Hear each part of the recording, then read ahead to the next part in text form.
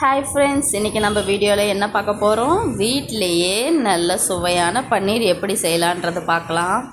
100 ரூபா கொடுத்து கடையில் வாங்குறது 20 ரூபாயில் நான் உங்களுக்கு பண்ணி காமிக்கிறேன். ஒரு பால் எடுத்துக்கோங்க, தண்ணி ஊற்றாமல் நல்லா சூடு பண்ணிக்கோங்க.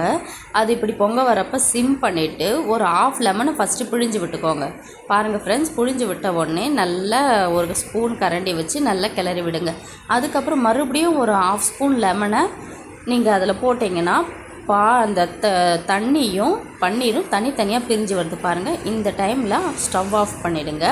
அதை நான் ஒரு காட்டன் கிளாத்தில் வடிகட்டி எடுத்துக்கிறேன். வடிகட்டி எடுத்துருந்து இன்னும் கொஞ்சம் தண்ணி ஊற்றி நம்ம அதை வாஷ் பண்ணிக்கலாம். ஏன்னா அதில் புளிப்பு சுவை இருக்கும். அதனால் எக்ஸ்ட்ரா தண்ணி ஊற்றி லைட்டாக வாஷ் பண்ணிட்டு அதை ஒரு சின்னதாக ஒரு முறுக்கி எக்ஸ்ட்ரா வாட்டரெல்லாம் நான் எடுத்துட்டேன். அது மேலே பார்த்தீங்கன்னா வெயிட்டுக்கு நான் தண்ணி ஃபில் பண்ணி அதில் வச்சுருக்கேன். நீங்கள் ஈவன் கல் இல்லைனா ஏதாச்சும் வெயிட்டான பொருளை இது மேலே வச்சுக்கலாம். இது நான் ரெடி பண்ணது நைட்டு நேரம். இப்போ காலையில் எடுத்து பார்க்கலாம். பாருங்கள் ஃப்ரெண்ட்ஸ், காலையில் ஆகிடுச்சு. காலையில் பார்க்குறோம் பன்னீர் எவ்வளோ அழகாக வந்திருக்கு பாருங்கள். இப்போ நம்ம காலையில் ஏதாச்சும் பன்னீர் செய்கிறதா இருந்தால் நைட்டு ஒரு சின்ன ஒரு பால் வாங்கி நம்ம ரெடி பண்ணிட்டாலே போதும். காலையில் சுவையான சாஃப்டான பன்னீர் ரெடி ஆகிடும். பாருங்கள் ஃப்ரெண்ட்ஸ், எவ்வளோ சாஃப்டாக சூப்பராக இருக்குது. அதுவும் ரொம்ப ஃப்ரெஷ்ஷான பன்னீர். இப்போ வாங்க நம்ம சமைச்சதை பார்க்கலாம். வாவ், செம்மையாக இருக்குது. வேறு லெவல் டேஸ்ட்டாக இருக்குங்க. நீங்களும் ட்ரை பண்ணி பாருங்கள். பாய்.